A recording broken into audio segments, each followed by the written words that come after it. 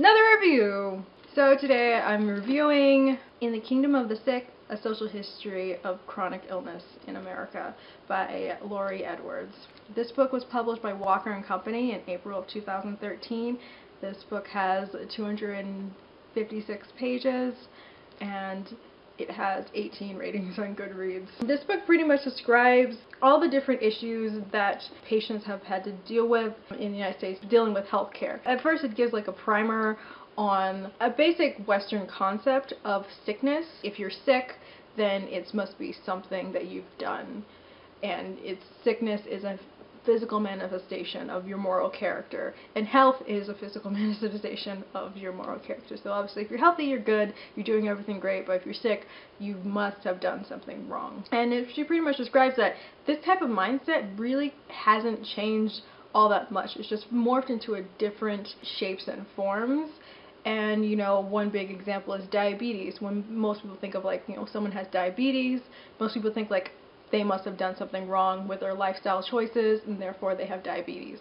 Or if someone has a heart attack, it's their fault because they ate too many cheeseburgers. And people just tend to make those blanket judgments about people based on their health, and that, you know, if you're healthy, you must be doing great. She also talks about different movements in healthcare, disability rights, you know, women's rights, and how that has affected healthcare, and how there's still progress that needs to be made in healthcare regarding to how women are treated. And she made an interesting point where if because of social gender stereotypes, you know, if a man complains about pain, because men are supposed to be very stoic and handle pain a lot, when they finally do complain, their complaints are taken more seriously. So if a man complains about pain, he tends to be given painkillers. But if a woman complains about pain or chronic pain, she's given antidepressants, because there's this concept that women are overreacting and they don't really know what they're talking about, and they're just really stressed and depressed, and they're just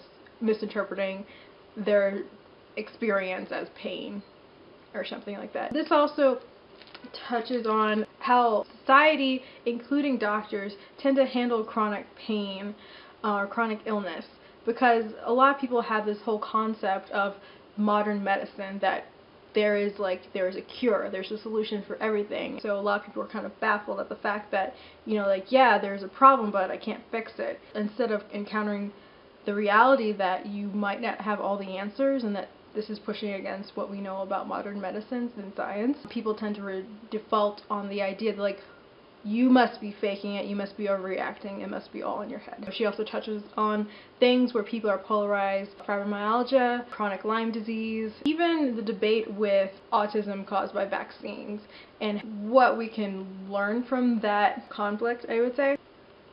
Excuse me. She even talks about, like, what use social media or even the internet has to help with patient-doctor relationships, how some people miss the boat on what can be done with modern medicine, because the author, she has a chronic illness herself, and I think it's a genetic illness, and it's caused by the fact that she doesn't have cilia in her lungs, so it's something that she can never have.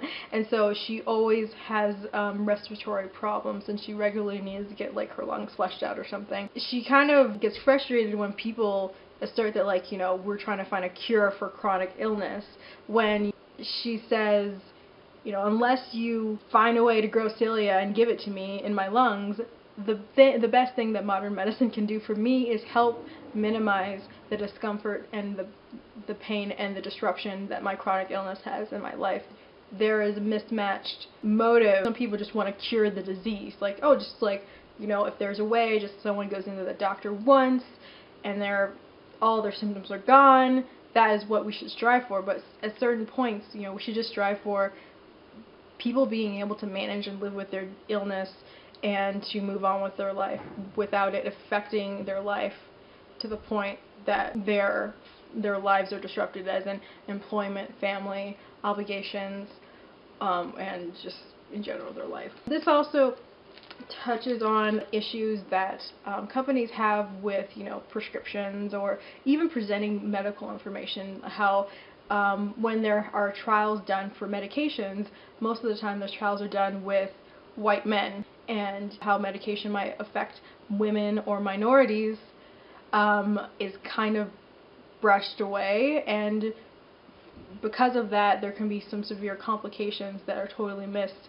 in drug trials by excluding so many different groups in drug trials, or even talking about the different groups and how biologically they might react differently. It's very telling where, you know, if, like, a lot of people think like the symptoms for a heart attack is like, oh, tingling arm and your left side goes numb or something like that, and that's like a heart attack. But a lot of people don't realize is that that's symptoms for a heart attack in a man.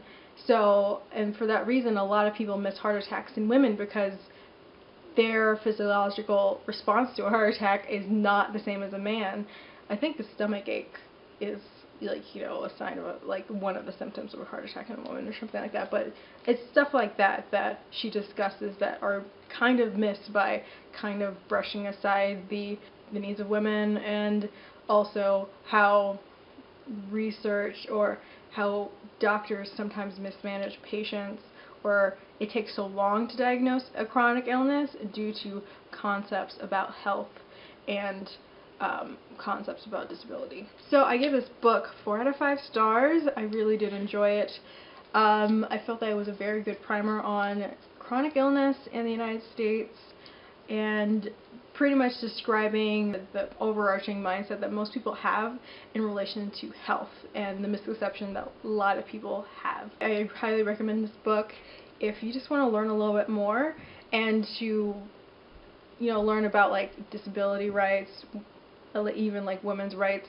I definitely enjoy it and I definitely recommend it. Alright, so that was my review. Talk to you guys later. Bye.